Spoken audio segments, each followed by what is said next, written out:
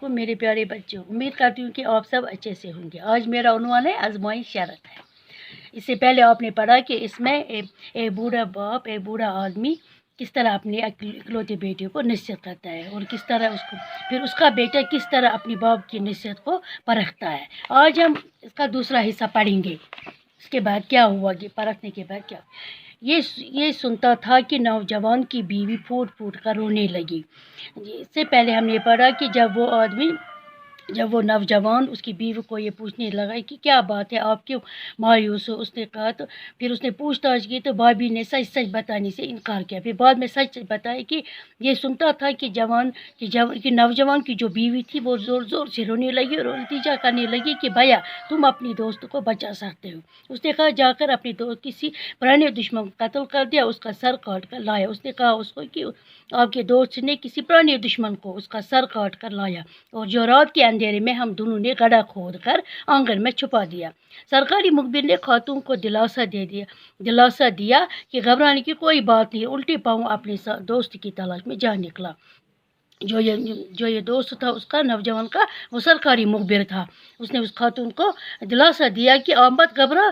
फिर उल्टा पाँव चलकर वो अपने दोस्त की तलाश में निकला। इत्तेफाक से कुछ दिन पहले शहर में कत्ल की एक ऐसी वारदात हुई थी जहाँ कोई कातिल मकतूल का सर काट कर ले गया था। मकतूल के वारिस खाते पीते लोग थे। उन्होंने कातिल का सुराग लगाने वाले को नकद इनाम देने की मनादी करना होगा, ऐलान कर दिया। जो भी मतलब पहले इसको जो शहर में कत्ल हुआ था उसकी एक वारदात हुई थी, तो जहाँ किसी कातिल का पता नहीं चलता था कि इसका कत्ल किसने किया। तो मकतूल के जो वारिस थे, जिसका कत्ल किया हुआ था, जो वारिस थे, उन्होंने ऐलान कर दिया कि जो हमें इसका सुराग बताएगा हम उसको नकद इनाम देंगे। और पुलिस भी कातिल को तलाश करने लगी, सरगर्म थी।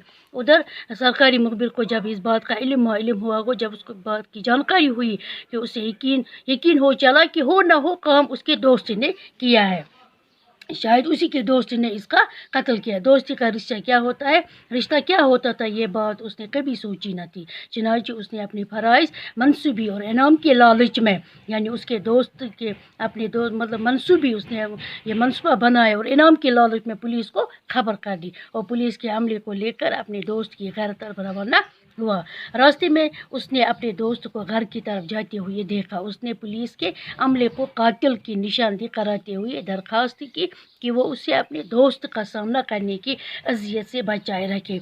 उस दोस्त ने कहा उन पुलिस अफसरों को, पुलिस वालों को, कि मुझे अपने दोस्त के सामने कुछ कहना नहीं और न मैं उसके सामने बयान दूंगा, मुझे उसे बचाते रहना। ये कहकर वो एक तरफ को छुप गया और पुलिस ने नौजवान को गिरफ्तार करके थाना पहुंचा दिया।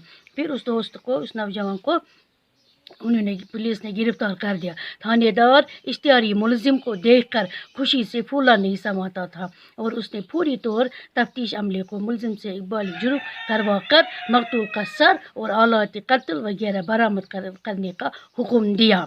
इस तरह से जब थानेदार ने उस मुलजिम को थाने में पहुंचा दिया तो वो खुशी से फूले नहीं, इतनी खुशी हो गई कि उसने तफ्तीश कर दी, उसको मतलब पूछताछ की उस नौजवान को कि बता कि आपने ये जुर्म जो किया उसका जो औलाद था, जिस औलाद से आपने कत्ल किया, उसको हमें बरामद करने का हुक्म दिया है। वो बता कि वो कातिल, वो उसका सर और उसका वो जो सामान है जिसे कत्ल किया वो कहाँ पे है। इस तरह से आज हमने ये पढ़ा, बाकी दूसरे दिन पढ़ेंगे इंशाल्लाह। उम्मीद करती हूँ कि आपको ये सब समझ में आया होगा। खुदा हाफिज़।